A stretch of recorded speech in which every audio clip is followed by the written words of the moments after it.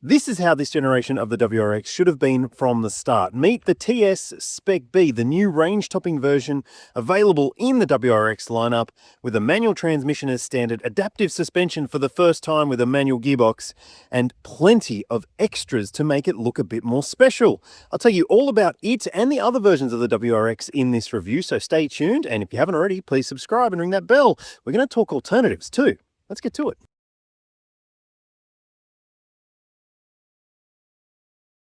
I've done a review of the regular version of the WRX, but there have been some changes for the 2025 model range, including the fact that all versions now come with a driver drowsiness detection monitoring system, and there's some extra safety tech which I'll cover off later on. And this one here is the TS Spec B, the flagship manual sedan with those awesome looking rims, Brembo brakes, an STI rear wing, along with various steering and suspension tweaks. It's still got the 6-speed manual transmission. It's the first manual WRX ever to feature adaptive suspension, but there have been no power upgrades. I'll tell you all about the powertrain shortly, but let's talk about some alternatives that you might want to consider if you're thinking about spending this kind of cash on this kind of car. So you want a manual, performance-focused car, you have to go and have a look at the Honda Civic Type R. It is probably the best hot hatch I've ever driven.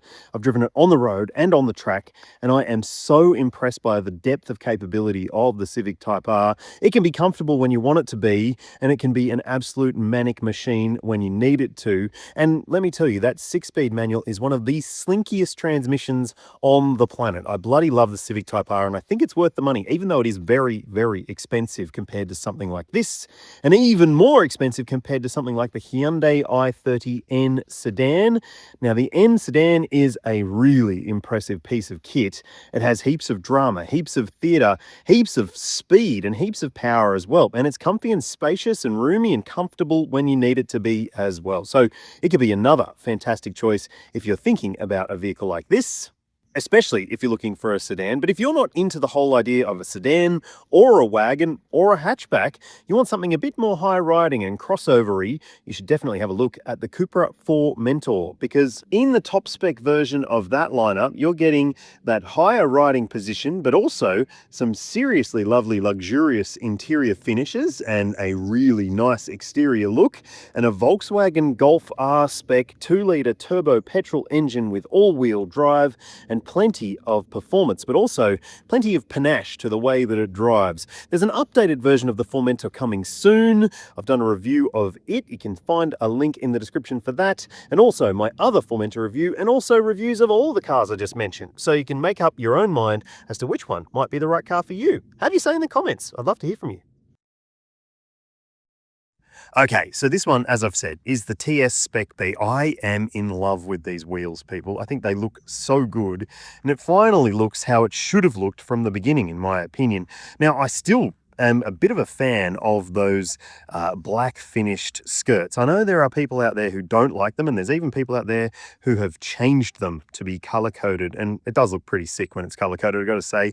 But you can see through those rims, you've got those Brembo brakes, and look at that beautiful coppery finish on those. Now, dimension wise, nothing's changed apart from the fact that, well, you've got that massive spoiler on the back, but the length and wheelbase are the same as before, and there's a bit of difference between the sedan and the Sportswagen version 2. Obviously, the Sportswagen is a little bit of a different type of proposition with the CVT and narrow body, but yeah, it's still not the perfect choice if you're looking for a sporty wagon in my mind.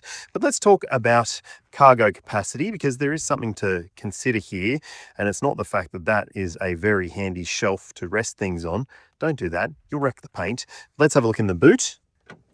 Okay, here we go. That is a sizable amount of space. That's one of the things that the WRX sedan does better than some of the other sedans out there, and hatchbacks as well, because it's got a long, deep boot space. But as you can see, you can fold down those seats if you really need to as well, and you do have enough space to store from side to side a set of golf clubs, if that is your thing. Now, underneath here, you won't find a tyre repair kit. Thankfully, there is a spare under there. So it's a full-size spare, which is a bloody bonus, I reckon. And it does make this a more practical choice than some of the other cars out there which don't have a spare. So let's check out the interior and see what's changed. Okay, the biggest change you'll notice in the TS versions of the WRX is this new 12.3-inch digital instrument cluster. It does offer a bit more information to you than the existing regular dials with the smaller screen in between. As you can see, there is a toggleable little section on the bottom side of the screen there, and I'm grateful for that. I think it does make a bit of a difference to the way that you can interact with the car. There are controls down there so you can make those adjustments. And look, there are people out there who do not like this WRX steering wheel because there's so many buttons, but I'm actually really cool with it because I think buttons are good. You've got some different controls here, so you can go into your modes, so you can quickly see on the bottom of the screen there, it will come up and tell you which drive mode you're in. And on this screen, you'll see that you can configure different elements of the modes that you're in too. So for instance, in individual, you can adjust now the suspension so it can be sport, normal, comfort, and that's a first for a manual WRX. You could do that in the autos previously, but yeah, you've got a number of different modes here, so you can basically choose how you want the car to behave when you are driving it in different situations. Now, this screen, more generally, I'm pretty happy with. I do like the fact that you've got some nice colorful icons, so it's quick and easy to jump between different elements of the screen. You can go into your car info stuff if you want to see what's happening with the pitch and the yaw and so forth, and also see what's going on with your maintenance requirements. And if you go back to the home screen, you've got wireless Apple CarPlay and Android Auto there if you want to use it, which is nice to see. And there are some other configurable elements too. So you can go in and set up a driver profile, and because it's got a camera system to recognize your face, it will know that it's you when you get back in. And it is a pretty nice thing to be able to do that. You've also got on screen here your controls for the climate system, including your seat heating, and it will remember what you had it set on last time. So when you get back into the car, it'll be still in the same setting. I like that about this car.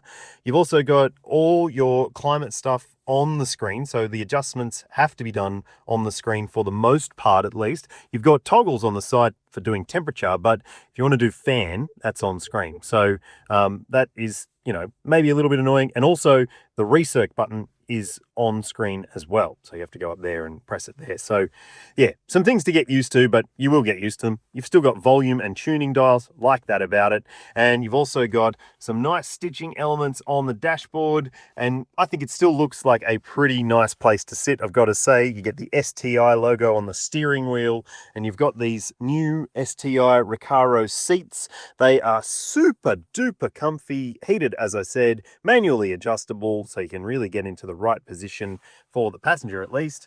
And on the driver's side, you do get electric seat adjustment. There are some things here which aren't great. There's no wireless phone charger. You do get some USB ports there and a 12 volt. You've got your manual gear stick, manual handbrake, I should say, and you've got some cup holders here, a center console bin with, check that, a bloody CD player. For goodness sake. Your bottle holders are lined. It is a nice place to sit and it feels pretty good. One thing that isn't great about it is these annoying sun visors. Because they're so small because of the eyesight camera system up there, it means that, well, they aren't big enough if you need to do that, for instance. Look at that. That is rubbish. They don't slide, so you will be blinded from the side potentially in some situations. You do get illuminated vanity mirrors, grab handles for all positions, which is great too, an auto-dimming rear vision mirror in this one. So yeah, for the most part, not bad at all, but let's check out the back seat space. Alrighty, this seat is set for my driving position at 6 foot tall. Yeah, I got enough knee room. I've got a good amount of foot room. Headroom is the big issue in the back seat here though. If you are tall, you might not like it because look at that. My hat is brushing the ceiling. So if you have big kids that you want to put in the back or just grown-ups that you take places with you, it might not be great. You've got a grab handle up here though. You do have some lights in the back as well. And you'll see down here you do have some good amenities. Some pockets on the seat backs. You've got decent sized bottle holders there. Soft elbow pads in the back. Nice trim finishing. And you've also got outboard heated seats. So if you want to keep those bottoms nice and warm on a wintry road trip, you can. There are USB ports there. But you'll notice No bloody vents in the back here, people. No directional air vents, which might be a problem. There's a massive transmission tunnel intrusion, so it's certainly going to be better as a two-seat back seat experience, and you can fit child seats in the back if you need to. You've got ISO fixed points, you've got 3 top tethers up there, and yes, even a Harman Kardon subby in this TS Spec B, and down here you'll see you've got a pair of cup holders too. Oh, one thing I want to call out about these ISOFIX points, they are nicely hidden away, and look at that, they've got Velcro, so if you're not using them, you can just tuck that away and you won't get muck in there, which is a nice thing. Parents will understand, I'm sure. Under the bonnet of this generation WRX is a 2.4 litre 4-cylinder boxer turbo petrol engine. Nothing has changed in terms of the power and torque output, so you are still 202 kilowatts, 350 newton meters. By modern standards, that is weak, people. There are plenty of other options out there with much more power and torque, but it still comes with a 6-speed manual transmission or an 8-speed CVT automatic. Not the most thrilling transmission, that one, but all versions, of course, are all-wheel drive, and the 0 to 100 time is pretty good, 6 to 6.1 seconds, depending on the variant. And the thing about the WRX is those numbers don't really tell the whole story, because it's still a thrill machine. Let's go drive it, and I'll show you why. So the big change here is obviously that you've got adaptive suspension in the manual version of this car, which makes a big difference to the day-to-day drivability of it and the day-to-day comfort factor. So right now I am in the sport mode, which still feels rather firm and sporty, but if I hit the button on the steering wheel, like I said, I can put it into comfort and things just ease up a bit. It just makes it a far more livable daily experience when you do have it in comfort mode. And honestly, it's a bit of a game changer for this vehicle because it finally brings it into line with some of the other players in the market. But the fact you've got to spend this kind of money to get that suspension setting is maybe a little bit disappointing, I would say. But it is a far more livable thing as a result of the adaptive suspension being offered. And, you know, it does still have good drivability in daily situations. So if you are unaware, WRXs and Subarus more generally have never had the slinkiest of gear shifts, in my opinion anyway. They do feel a little bit more mechanical than some others out there, and you do feel a bit more notchness through your hand, and the clutch does have a really nice weighty feel to it with good bite, and it means that it is sort of easily managed in urban situations and also pretty rewarding when you give it a punt. We'll do that in a sec. But more generally, I want to talk about the fact that this car also has the optional sports exhaust system, and while it is a nice note, it is a little loud in some situations, as you would expect, and maybe not as rumbly or boxery as I would hope it would be. Now, full disclosure, I've owned a WRX in the past. I've owned lots of Subarus, but I've owned a WRX wagon with a really big exhaust system on it, and I bloody loved the sound of it, even if my passengers didn't or anyone else around me.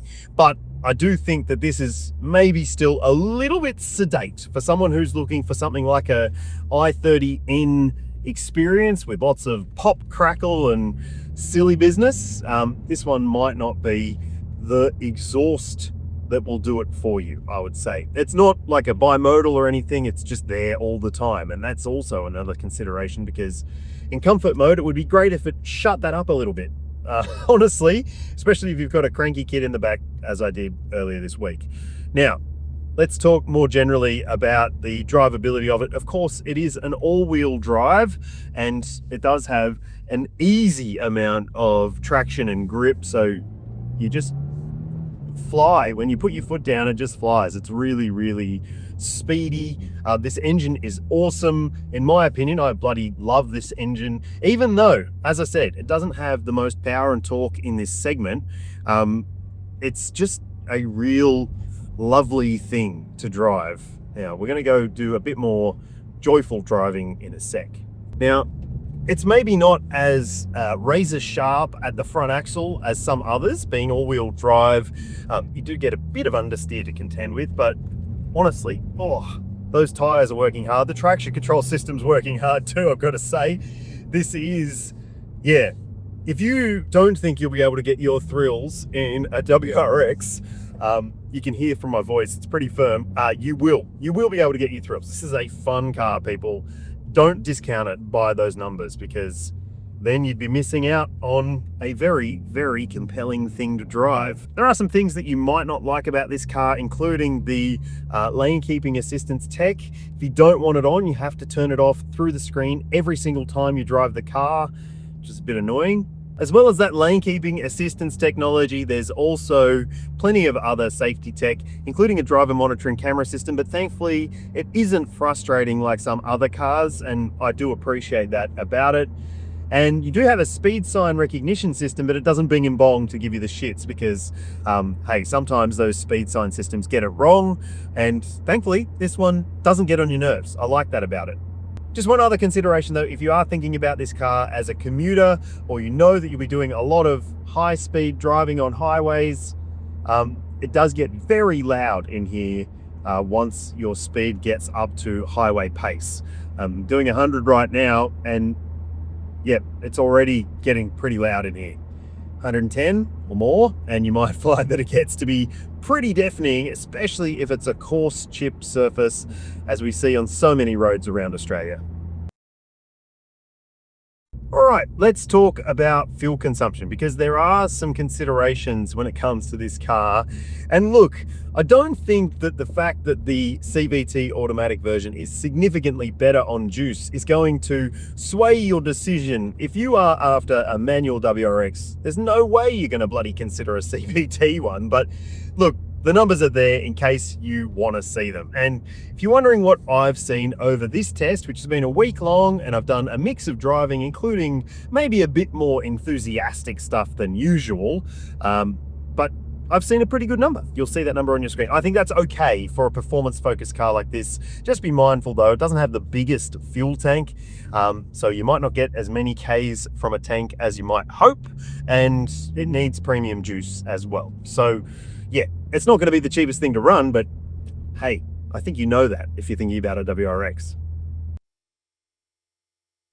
The WRX has a strong gamut of active safety technology as standard, and it's just been improved for the 2025 models. So you are getting things like autonomous emergency braking with pedestrian and cyclist detection. There's an adaptive cruise control system, which is operated by cameras, and there's also lane keeping assist as standard too. You've got a reversing camera, parking sensors, and cross traffic alert with blind spot monitoring as well. Not to mention that all sedan versions now get a driver monitoring camera system, which will keep an eye on you and make sure that you're not too distracted.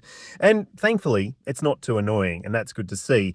All wagon models still come with a speed sign recognition system as well, but the sedans still don't have that, and I'm actually grateful for that, because these ones are a bit more performance focused, and that tech can get on your nerves in my experience.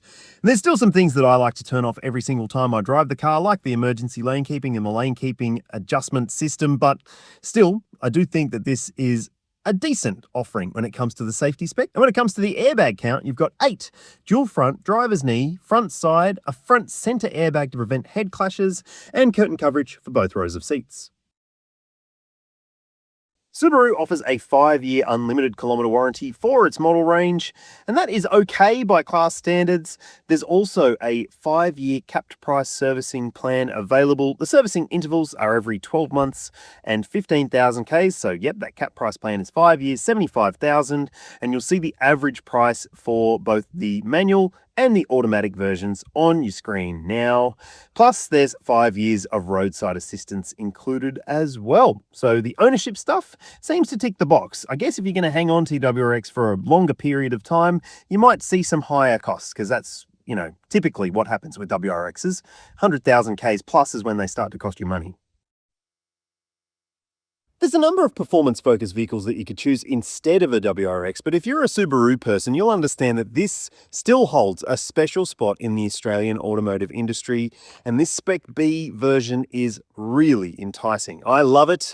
I think it's a lot of fun, and while it might not be the most clinical tool in a lot of ways, nor the fastest or the most powerful, it's still the sort of car that will make you smile every time you get back into it. So, would you choose a WRX? Would you choose one of those alternatives? Have your say in the comments. If you're a current gen WRX owner, I'd love to hear from you too. Thanks for watching, thanks for subscribing, and I'll see you when I see you.